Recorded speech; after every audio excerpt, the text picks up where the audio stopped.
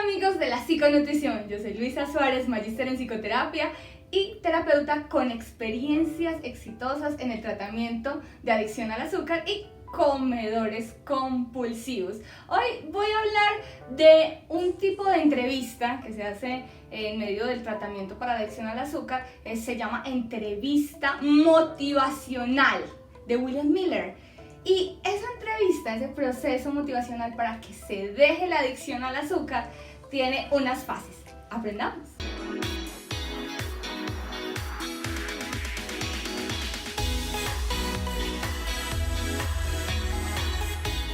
Cuando una persona está pensando en dejar su adicción al azúcar, empieza un proceso psicoterapéutico. Y ese proceso psicoterapéutico involucra una entrevista motivacional.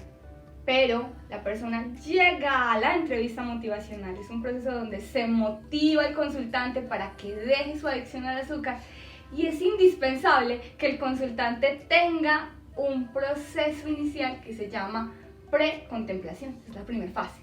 La precontemplación es cuando la persona duda, empieza a decir, ¿será que estoy comiendo mucha azúcar? ¿Será que estoy tomando mucha gaseosa esa negra que no voy a decir el nombre? La persona dice, ¿será que estoy tomando mucha gaseosa? ¿Será que estoy comiendo mucho dulce? ¿Será que debería dejarlo? La persona precontempla y siente que hay algo que va mal y que debería de cambiar. Esa es la primera fase.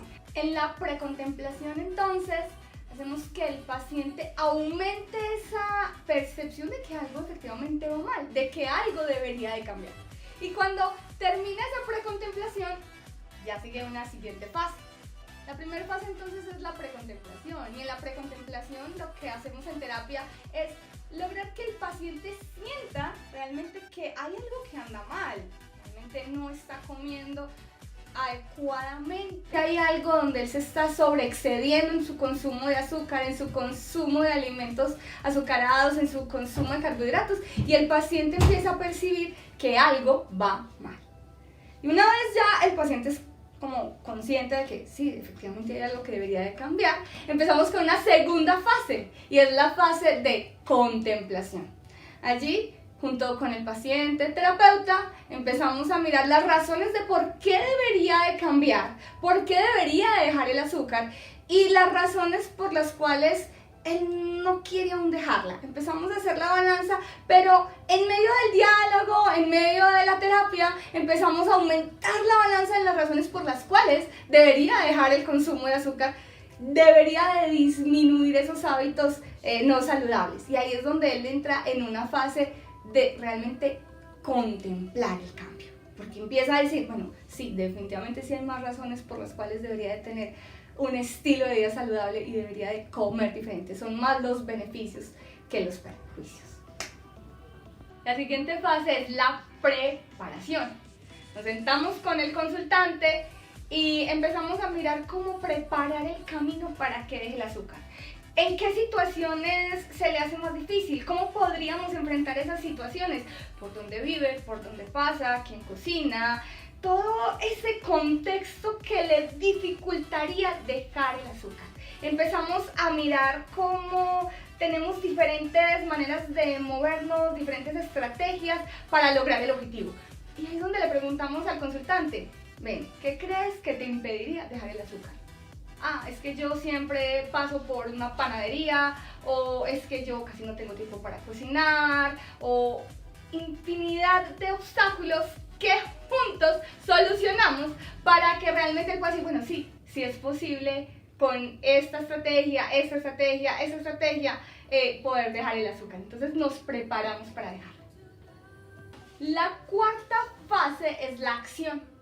Y por eso se llama entrevista motivacional. Desde un inicio estamos motivando al paciente para que deje el azúcar, para decirle que realmente puede, que hay alternativas. Los terapeutas somos aún más motivacionales. Estamos más pendientes del proceso, estamos en contacto con el consultante. Ha decidido a implementar esas estrategias para dejar el azúcar, para disminuir el azúcar o dejarla del todo. Empieza a asumir cambios en su dieta, empieza a tener todo ese conjunto, ese bagaje de estrategias que construimos en la fase anterior.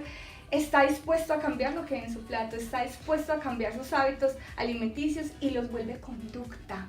Empieza a tener conductas de alimentación saludable, empieza a tener prácticas de hábitos alimenticios saludables.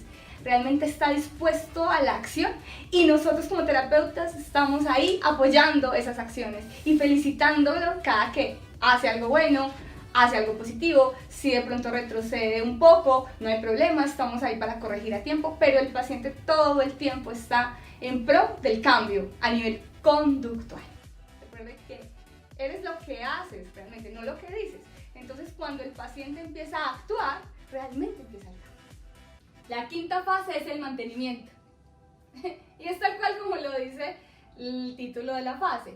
Se trata de que el paciente mantenga el cambio.